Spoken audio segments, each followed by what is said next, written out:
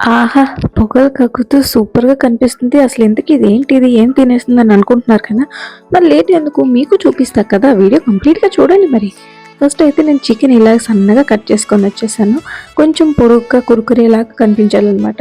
తర్వాత ఉప్పు, కారం, పసుపు, అల్లం వెల్లుల్లి పేస్ట్, నిమ్మకాయ అలాగే గుడ్డు వేసుకొని నీట్‌గా మిక్స్ చేసేసుకోవాలి. ఆ తర్వాత 2 స్పూన్స్ కార్న్ ఫ్లోర్ అలాగే 2 స్పూన్స్ మైదా కూడా వేసుకొని మంచిగా మిక్స్ చేసుకోవాలి. థిక్‌గా ఉండాలనమాట. వాటర్ యాడ్ చేయాల్సిన అవసరం లేదు. చికెన్‌లో ఉన్న వాటర్ ఆల్రెడీ పీల్చుకుంటది. అలా మంచిగా మిక్స్ చేసుకున్నాక వేడి వేడి ఆయిల్‌లో చక్కగా ఫ్రై చేసుకొని మంచి గోల్డెన్ బ్రౌన్ వచ్చేంత వరకు ఫ్రై చేసుకున్నాక ఒక బౌల్‌లోకి తీసుకొని పక్కన పెట్టేసుకోవాలి.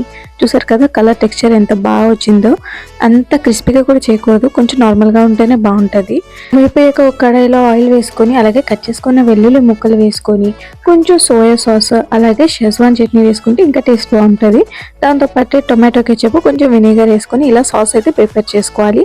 అది కొద్దిసేపు మరిగిన తర్వాత మనం ఇందాక ఫ్రై చేసి పెట్టుకున్న చికెన్ పీసెస్ని ఇలా వేసుకొని ఒక 2 మినిట్స్ మంచిగా వేగనిస్తే super and tasty crispy chicken అయితే రెడీ అయిపోయింది. చూసారా పొగలు కక్కుతూ టేస్ట్ అయితే ఎంత బాగుందో. మా బుడ్డోడి స్మైల్ చూస్తేనే అర్థమైపోద్ది.